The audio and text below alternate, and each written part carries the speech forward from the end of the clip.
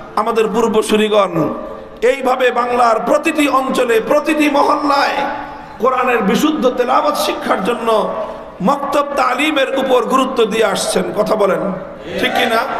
হযরত হাফিজ হুজুর রাহমাতুল্লাহি আলাইহি আজ থেকে প্রায় আরো 50 বছর আগেই কর্মসূচি গ্রহণ করেছিলেন ৬৮,০০০ গ্রামে ৬৮,০০০ কোরআনের মক্তব কায়েম করতে হবে।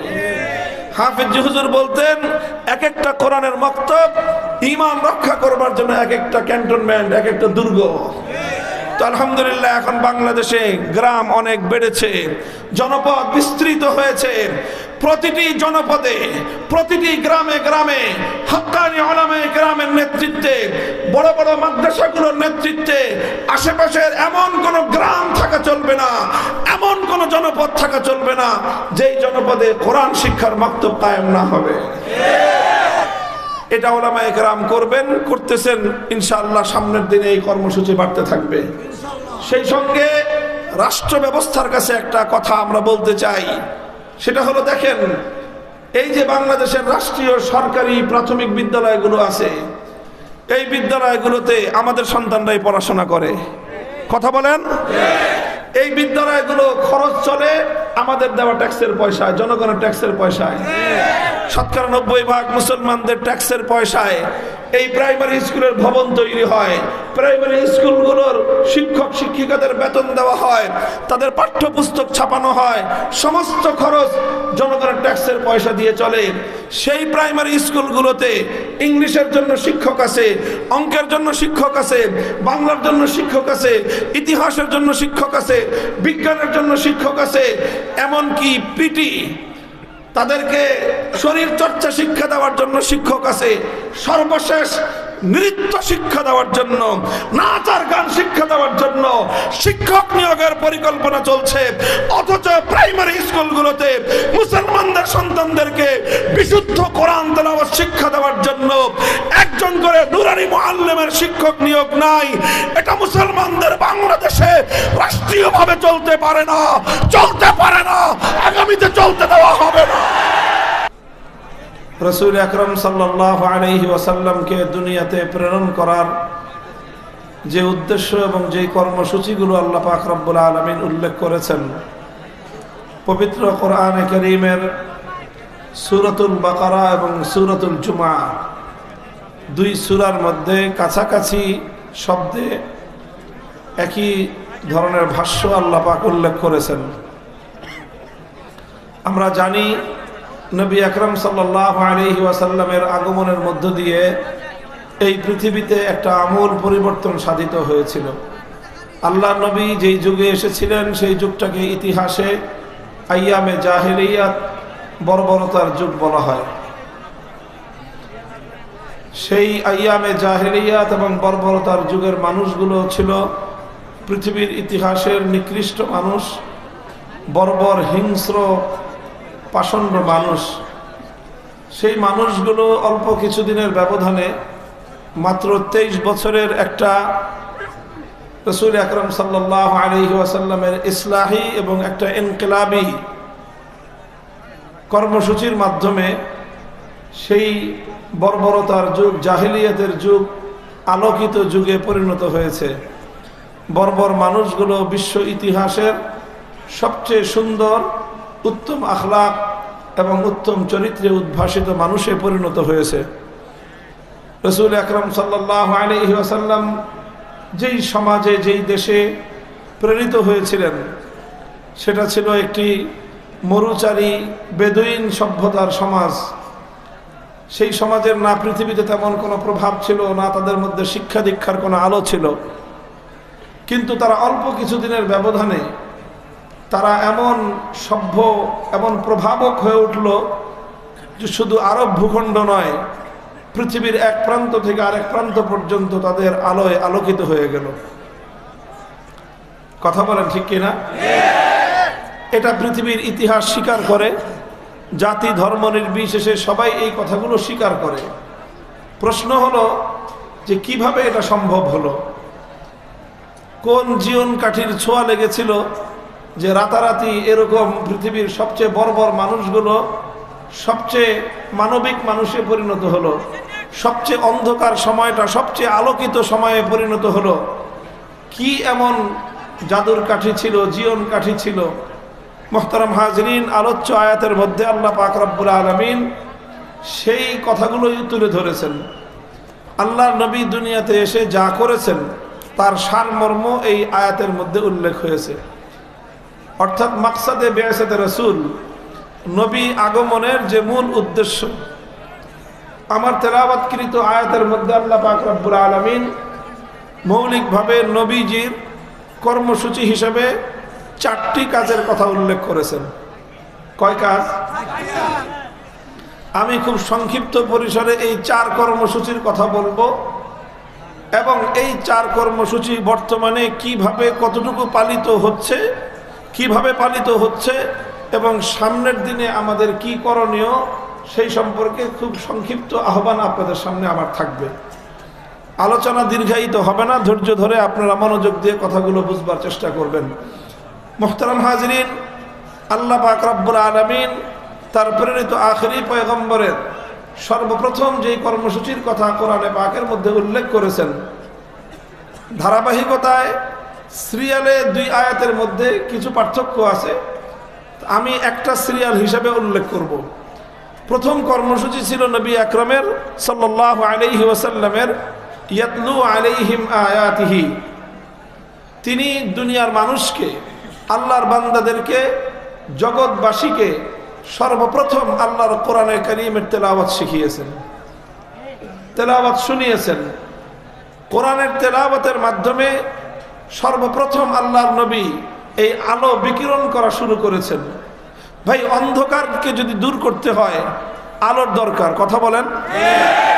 জাহেলিয়াতকে দূর করতে হলে সভ্যতার প্রয়োজন, বর্বরতাকে দূর করতে হলে মানবিকতার প্রয়োজন। এই সবগুলো ঘটনায় ঘটেছিল আল্লাহর নবীর সংক্ষিপ্ত সিরতের মাধ্যমে। তবে ঘটেছিল যেইভাবে, তার প্রথম কর্মসূচি, সবচেয়ে মৌলিক কর্মসূচি যেটা ছিল, সেটা হলো আল্লাহর নবী কোরআনে কারীমের তেলাওয়াতকে ব্যাপক করে দিয়েছিলেন। ইয়াতলু আলাইহিম আয়াতিহি, তিনি আল্লাহর পয়গম্বর, আল্লাহর কিতাবের তেলাওয়াত করবেন, এটা হলো তার প্রথম কাজ। তেলাওয়াতে কিতাব, এটা হলো আল্লাহর নবীর সবচেয়ে বুনিয়াদী কর্মসূচি, যেই কর্মসূচির মাধ্যমে তিনি জাহিলিয়াতের ভিত শুদ্ধ কাঁপিয়ে দিয়েছিলেন।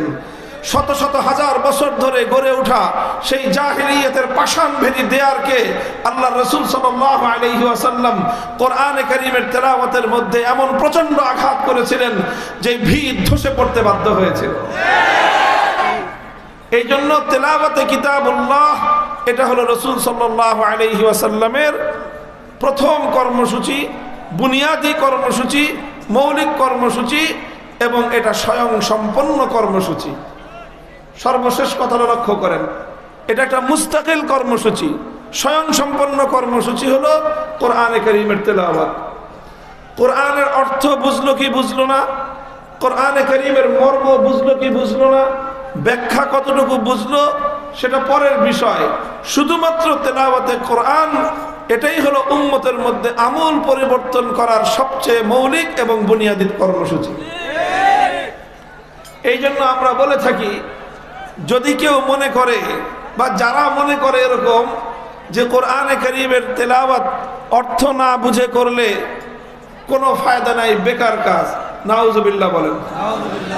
অনেকে মনে করে যে কোরআনে কারীমের আরো এক ধাপ অগ্রসর হয়ে কেউ কেউ এমন কথাও বলে যে তোতা পাখির মতো শুধুমাত্র কোরআন তেলাওয়াত করে মুখে মুখে রটনা করে লাভ কি, যদি তুমি অর্থই না বুঝলা।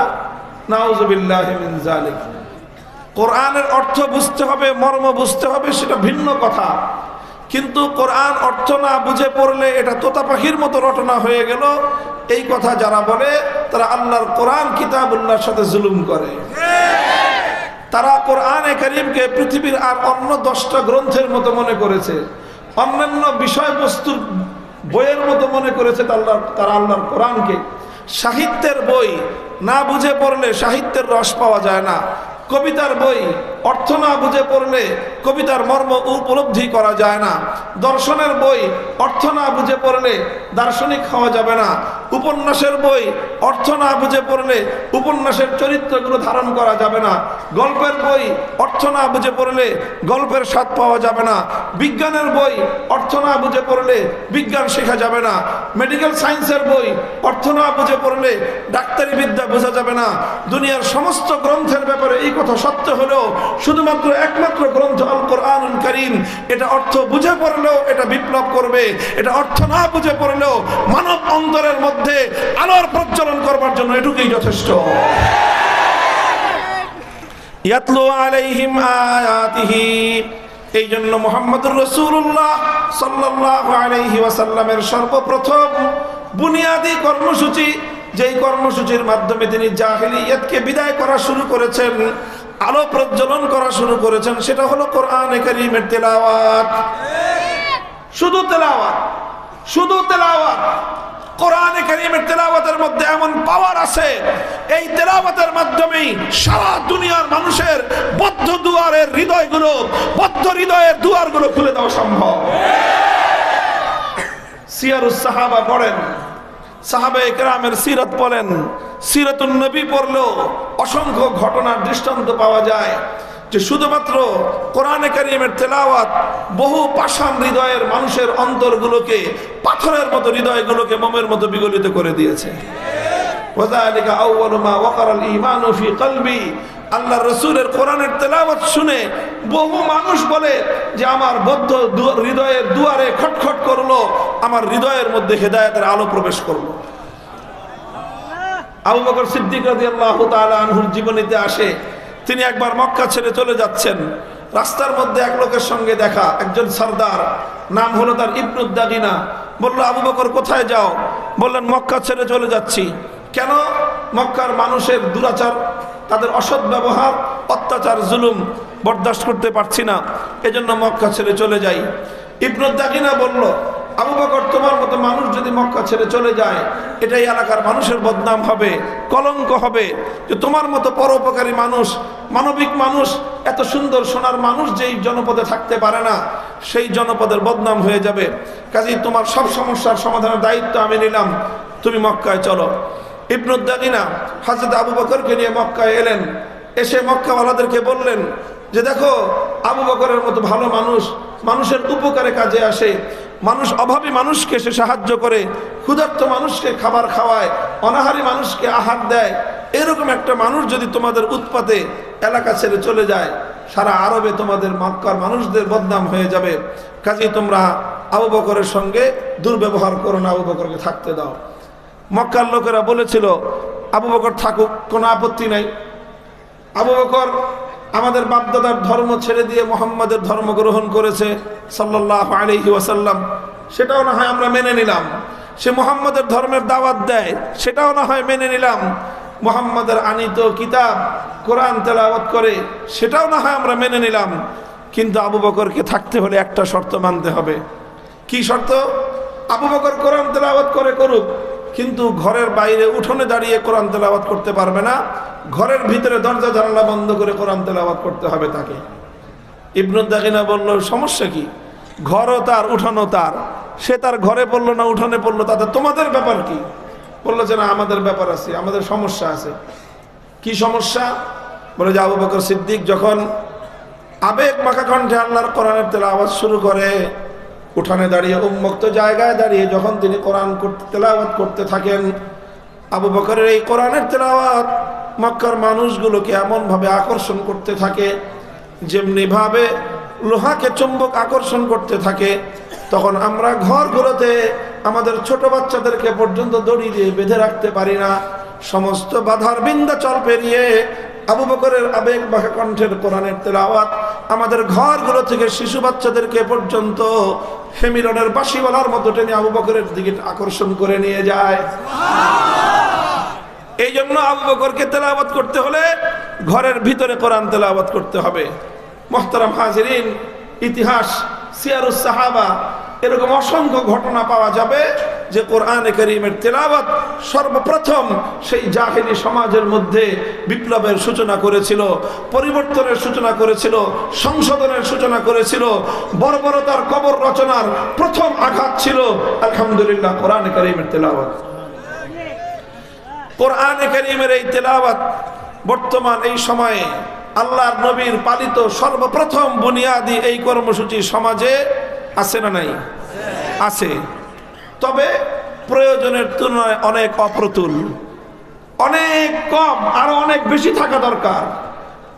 প্রতিটি মুসলমান আল্লাহর কোরআনে কারীমের বিশুদ্ধ তেলাওয়াতকারী হওয়া এটা মুসলমানের জন্য ফরজ ছিল, কিন্তু মুসলমান আজ সেই ফরজ দায়িত্ব পালনে অনেক গাফেল। কথা বলেন ঠিক কিনা? যৎসামান্য যতটুকু এই সমাজে আল্লাহর কোরআনে কারীমের তেলাওয়াতের এই মেহনত, এই কর্মসূচি, এই নবীওয়ালা কাজ, এই পয়গম্বরী কর্মসূচি এই সমাজে প্রচলিত আছে শত শত বছর ধরে, এর পিছনে সবচেয়ে বড় অবদান এদেশের কওমি মাদ্রাসার বক্তব্যগুলো, এদেশের মাদারেসে কওমিয়ার হেফজখানাগুলো। ঘরে ঘরে মুসলমানদের সন্তানদেরকে পাড়ায় পাড়ায় মহল্লায় মহল্লায় আমাদের এই মক্তবগুলোর মাধ্যমে, হেফজখানাগুলোর মাধ্যমে মুসলমানদের পাড়ায় পাড়ায় ঘরে ঘরে আল্লাহর কোরআনের তেলাওয়াতের আওয়াজ গুঞ্জরিত হয়। এটা তো আছে আলহামদুলিল্লাহ। তবে এখন আমরা পরিবর্তিত এই পরিস্থিতিতে আজ বাংলাদেশে দ্ব্যর্থহীন ভাষায় একটা কথা বলতে চাই। আলহামদুলিল্লাহ আমাদের পূর্বসূরিগণ এইভাবে বাংলার প্রতিটি অঞ্চলে, প্রতিটি মহল্লায় কোরআনের বিশুদ্ধ তেলাওয়াত শিক্ষার জন্য মক্তব তালিমের উপর গুরুত্ব দিয়ে আসছেন। কথা বলেন ঠিক কিনা? হযরত হাফিজ হুজুর রহমতুল্লাহি আলাইহি আজ থেকে প্রায় আরো 50 বছর আগেই কর্মসূচি গ্রহণ করেছিলেন 68,000 গ্রামে 68,000 কোরআনের মক্তব কায়েম করতে হবে। হাফিজ হুজুর বলতেন এক একটা কোরআনের মক্তব ঈমান রক্ষা করবার জন্য এক একটা ক্যান্টনমেন্ট, এক একটা দুর্গ। তো আলহামদুলিল্লাহ এখন বাংলাদেশে গ্রাম অনেক বেড়েছে, জনপদ বিস্তৃত হয়েছে। প্রতিটি জনপদে, প্রতিটি গ্রামে গ্রামে হক্কানি উলামায়ে কেরামের নেতৃত্বে, বড় বড় মাদ্রাসাগুলোর নেতৃত্বে আশেপাশের এমন কোন গ্রাম থাকা চলবে না, এমন কোন জনপদ থাকা চলবে না যেই জনপদে কোরআন শিক্ষার মক্তব কায়েম না হবে।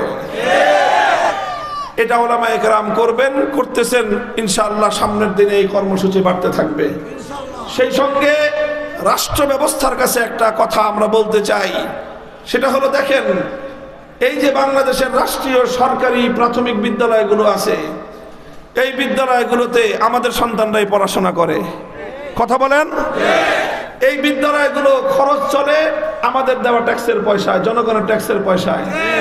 শতকরা 90% মুসলমানদের ট্যাক্সের পয়সায় এই প্রাইমারি স্কুলের ভবন তৈরি হয়, প্রাইমারি স্কুলগুলোর শিক্ষক শিক্ষিকাদের বেতন দেওয়া হয়, তাদের পাঠ্যপুস্তক ছাপানো হয়, সমস্ত খরচ জনগণের ট্যাক্সের পয়সা দিয়ে চলে। সেই প্রাইমারি স্কুলগুলোতে ইংলিশের জন্য শিক্ষক আছে, অঙ্কের জন্য শিক্ষক আছে, বাংলার জন্য শিক্ষক আছে, ইতিহাসের জন্য শিক্ষক আছে, বিজ্ঞানের জন্য শিক্ষক আছে, এমনকি পিটি তাদেরকে শরীর চর্চা শিক্ষা দেওয়ার জন্য শিক্ষক আছে, সর্বশেষ নৃত্য শিক্ষা দেওয়ার জন্য, নাচ আর গান শিক্ষা দেওয়ার জন্য শিক্ষক নিয়োগের পরিকল্পনা চলছে।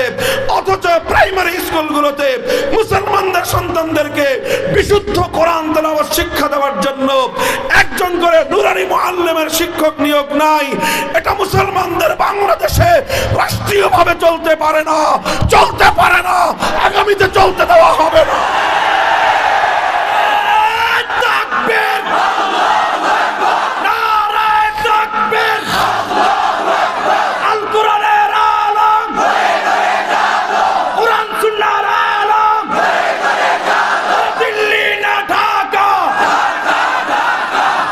মুহতারাম হাজিরিন, এই কথাগুলি আমরা বলছি জনগণের কাছে কেন বলছি? এখানে আপনারা বিভিন্ন শ্রেণী পেশার মানুষ আছেন, যারা শিক্ষা ব্যবস্থার সঙ্গে, অনেক প্রাইমারি স্কুলের শিক্ষকরা আছেন, ম্যানেজিং কমিটির সদস্যরা আছেন, শিক্ষা বিভাগের রাষ্ট্রীয় বিভিন্ন পর্যায়ে আপনারা কাজ করতেছেন, প্রশাসনের লোকজন আছেন। সকল জায়গা থেকে মেসেজটা রাষ্ট্রের সর্বোচ্চ জায়গায় যাওয়া দরকার, যে মনে করবেন যে এইভাবেই দেশ চলতেছে আর অনন্তকাল পর্যন্ত আমরা এই বিষয়ে চুপ করে থাকবো, ব্যাপারটা এমন হবে না। এ বিষয়ে সামনে আমরা আরো কঠোর হব, আরো জোরালো কথা বলবো। এরপরে কথায় কাজ না হলে যেভাবে কথা বললে কানে পানি ঢুকে সেভাবেই আমরা কথা বলতে বাধ্য হব। ইয়াতলু আলাইহিম আয়াতিহি, তেলাওয়াতে কিতাবুল্লাহর এই কর্মসূচি আল্লাহর পয়গম্বরের বুনিয়াদি এবং সর্বপ্রথম মৌলিক কর্মসূচি।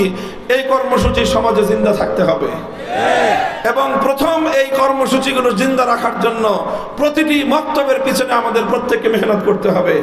মক্তব শিক্ষাকে, বুনিয়াদি শিক্ষা, হেফজখানাগুলোকে, কোরআনের তেলাওয়াতকে জিন্দা রাখার জন্য এই প্রতিষ্ঠানগুলো আমাদের সমাজের সবচেয়ে বুনিয়াদি প্রতিষ্ঠান।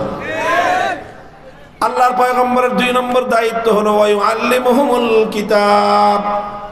যেই কোরআনের তিনি তেলাওয়াত করলেন, এবার 2 নম্বর কর্মসূচির আওতায় উম্মতকে সেই কোরআনের মর্ম বোঝানো, কোরআনের অর্থ বোঝানো, আল্লাহর কিতাবের তাফসীর করা, তাফসীর বোঝানো।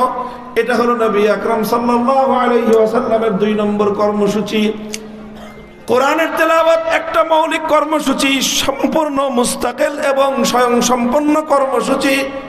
সেই সঙ্গে আবার কোরআনের মর্ম বোঝানো, কোরআনের ব্যাখ্যা বোঝানো, এটা হলো আরেকটা মৌলিক কর্মসূচি, স্বয়ং সম্পন্ন কর্মসূচি। আলহামদুলিল্লাহ, বাংলাদেশের মানুষকে শত বছর ধরে কোরআনে কারীমের মর্ম বোঝানোর জন্য সবচেয়ে বুনিয়াদি মেহনত যেই ব্যবস্থাটার মাধ্যমে চলতেছে সেটা হলো মাদারিসে কওমিয়া। অন্যান্য মাদ্রাসার মাধ্যমেও হয়, তবে সবগুলো ব্যবস্থা অত্যন্ত দুর্বল পর্যায়ে রয়েছে। আজ বর্তমানে বাংলাদেশে কোরআনের মর্ম বুঝে জাতিকে কোরআনের মর্ম বোঝানোর জন্য নির্ভরযোগ্য আলেম তৈরি হওয়ার নির্ভরযোগ্য ঠিকানা হলো কওমি মাদ্রাসা। 10 বছরের শিক্ষা সিলেবাস আমাদের। এই শিক্ষা সিলেবাসের মূল উদ্দেশ্যই হলো যে আল্লাহর কোরআনে কারীমকে যেন সঠিকভাবে তারা বুঝতে পারে এবং জাতিকে যেন তারা বোঝাতে পারে। ওয়ালিউনযিরু কওমাহুম ইযা রাজাউ ইলাইহিম লাআল্লাহুম ইয়াহযারুন। জাতির কাছে আল্লাহর কোরআনের মেসেজ পৌঁছে দেয়া, জাতির কাছে কোরআনের মর্ম তুলে ধরা, জাতির কাছে আল্লাহর কোরআনের ব্যাখ্যা তুলে ধরা। এই জন্য কওমি মাদ্রাসার উলামায়ে কেরাম ব্যাপকভাবে তাফসীরুল কোরআন মাহফিলগুলোর মাধ্যমে জনগণের দোরগোড়ায় কোরআনের মর্ম পৌঁছে দেয়। মসজিদে মসজিদে তাফসীরুল কোরআনের মাধ্যমে জাতিকে কোরআনের মর্ম বোঝায়। হাক্কানি উলামায়ে কেরাম তাফসীর গ্রন্থ লিখে লিখে মানুষের কাছে কোরআনের মর্ম পৌঁছাচ্ছেন। মানুষ কোরআনের অনুবাদ পড়ছে, কোরআনের ব্যাখ্যা পড়ছে। এগুলো উলামায়ে কেরামের অবদান। কথা ঠিক? এই কর্মসূচিটাও আছে এবং সবচেয়ে ব্যাপকভাবে, সবচেয়ে আস্থার সাথে, সবচেয়ে নির্ভরতার সাথে এই খেদমত এবং নবুয়তের এই কর্মসূচি পালন করছে কওমি মাদ্রাসা।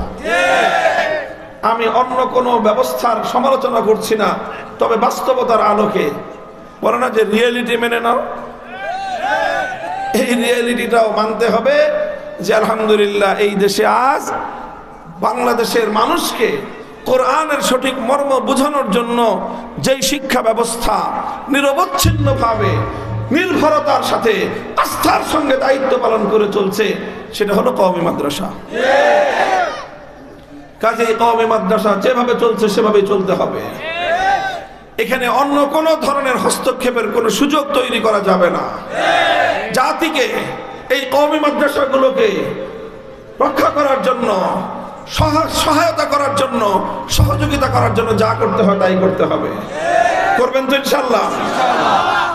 আর সাধারণ মানুষকে আমি বলি একটা কথা, বিশেষ করে শিক্ষিত মানুষ যারা আছেন, দেখেন অনেক মানুষ এরকম আছে জীবনে পড়াশোনা কম করে নাই, হাজার হাজার বই পড়েছে, উপন্যাস পড়তে পড়তে বঙ্কিমচন্দ্র থেকে হুমায়ুন আহমেদ পর্যন্ত কিচ্ছু বাকি রাখে নাই, ভালো মন্দ যা পেয়েছে উপন্যাস পড়েছে, গল্পের বই পড়েছে, সায়েন্স ফিকশন পড়েছে। ডাক্তাররা তো পড়তে পড়তে পড়তে পড়তে এক পাও কবরে চলে যায়, তখনও তো ডাক্তারি পরীক্ষাই শেষ হয় না। পড়াশোনা করতে হয় অনেক, কথা বলেন। মেডিকেল সায়েন্সের উপর তারা অনেক পড়াশোনা করেন, মাশাআল্লাহ, সব পড়াশোনা করেন, ভালো কথা, অনেক পড়েন, আমরা উৎসাহিত করি। ইসলামের প্রথম শিক্ষাই তো হলো পড়ো। কিন্তু খালি জাগতিক সবকিছু পড়াশোনা করলেন এমন অসংখ্য অগণিত শিক্ষিত মানুষ আছেন বলেন তো সারাটা জীবনে একবার সূরা ফাতিহার বিসমিল্লাহ থেকে সূরা নাসের মিনাল জিন্নাতি ওয়ান নাস পর্যন্ত পূর্ণ কোরআনে কারীমের একবার অনুবাদ নির্ভরযোগ্য কোন আলেমের লিখিত তাফসীর গ্রন্থ থেকে পাঠ করেছেন এরকম মানুষের সংখ্যা খুবই কম। তো আপনি সারা দুনিয়ার এত কিছু পড়তে পারলেন, পবিত্র কোরআনে কারীম আপনার মালিকের পক্ষ থেকে, আপনার রবের পক্ষ থেকে, আপনার প্রতি আপনার রবের পক্ষ থেকে প্রেরিত একমাত্র বার্তা, সেই বার্তাটা একবার বুঝবার চেষ্টা করলেন না। বলেন এটা আপনার জন্য লজ্জাজনক কিনা? পত্রিকা এক পাশ থেকে আরেক পাশ পর্যন্ত 16 পৃষ্ঠা ডেলি পড়ে উল্টা ফেলা। এত কিছু পড়তে পারি আমরা, অন্তত শিডিউল করে প্রতিদিন কিছু কিছু কোরআনে কারীমের তেলাওয়াত এবং সঙ্গে অনুবাদ পড়া। ওলামায়ে কেরাম, মুফতি তাকি উসমানী সাহেব তাওজিহুল কোরআন লিখেছেন। আমাদের বাংলাদেশের হক্কানি ওলামায়ে কেরাম মুফতি শফি রহমতুল্লাহ আলাইহির মারিফুল কোরআন অনুবাদ রয়েছে, হাকিমুল উম্মত থানভী রহমতুল্লাহ আলাইহির বায়ানুল কোরআন বাংলা ভাষায় অনুবাদ রয়েছে। তারপরে হযরত শাইখুল হিন্দ রহমতুল্লাহ আলাইহির তাফসীর তরজমা বাংলায় অনুবাদ রয়েছে। সব ওলামায়ে কেরাম করেছেন। কিন্তু আমরা একটু কষ্ট করে একটু অন্তত সারা জিন্দেগিতে একবার আল্লাহর কোরআনের মর্মটা বুঝবার চেষ্টা করব, সেই জায়গাতে আমাদের গাফলতি। মুসলমান, আমাদের জন্য এর চেয়ে লজ্জার কোনো বিষয় থাকতে পারে না।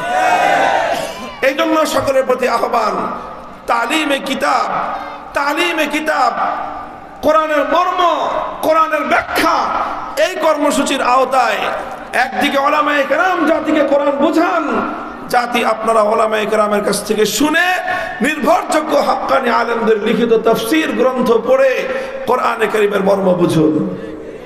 এটা হলো 2 নম্বর কর্মসূচি। 3 নম্বর কর্মসূচি হলো আল্লাহর পয়গম্বরের ওয়া ইউআল্লিমুহুমুল হিকমাহ ওয়া ইউআল্লিমুহুমুল কিতাব ওয়াল হিকমাহ, ওয়া ইউআল্লিমুহুমুল হিকমাহ, তালিমে কিতাব। এটা ছিল 2 নম্বর কর্মসূচি। 3 নম্বর কর্মসূচি হলো তালিমে হিকমত, হিকমতের তালিম। 3 নম্বর কি? 3 নম্বর কি বললাম?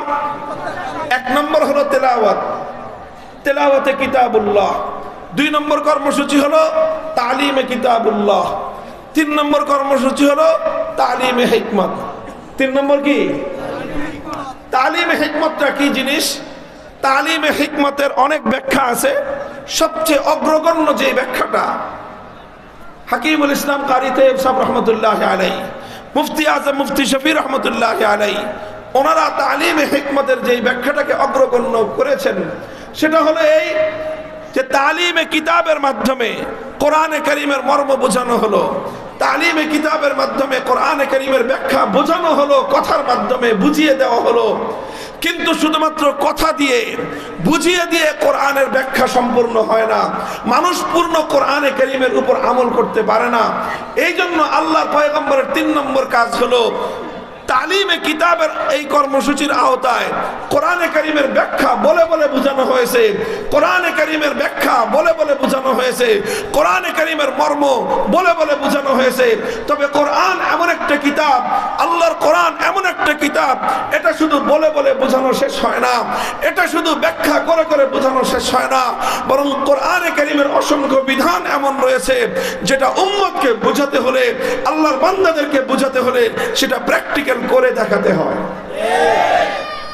কি করতে হয়? প্র্যাকটিক্যাল করে দেখাতে হয়। যারা সাধারণ শিক্ষা ব্যবস্থায় পড়াশোনা করেছেন বা ওই ব্যবস্থা সম্পর্কে ধারণা রাখেন তারা জানেন যে বিজ্ঞান, বিশেষ করে বিজ্ঞানের সাবজেক্টের মধ্যে বিশেষ করে আপনার এই যে কেমিস্ট্রি, পদার্থ বিজ্ঞান, এই সাবজেক্টটা যেখানেই পড়ানো হয় সেটাকে প্র্যাকটিক্যাল বোঝানোর জন্য ল্যাবরেটরি থাকে।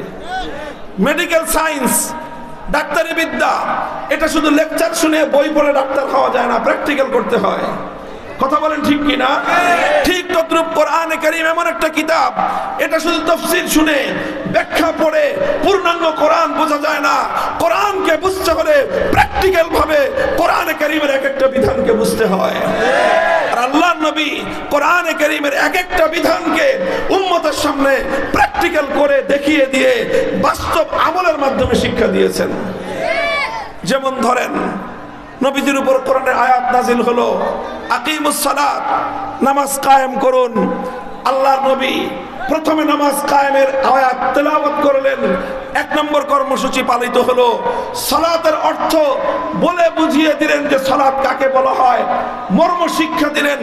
দুই নম্বর কর্মসূচি হলো, এরপরে আল্লাহর নবীর দায়িত্ব শেষ হয় নাই যে শুধু মর্ম বুঝিয়ে দিলাম, ব্যাখ্যা করে দিলাম, এর মাধ্যমে নবীওয়ালা দায়িত্ব শেষ হয় নাই, বরং তিন নম্বর কাজ আল্লাহর নবী যেটা করলেন সেটা হলো তিনি প্র্যাকটিক্যাল ভাবে নামাজ পড়লেন।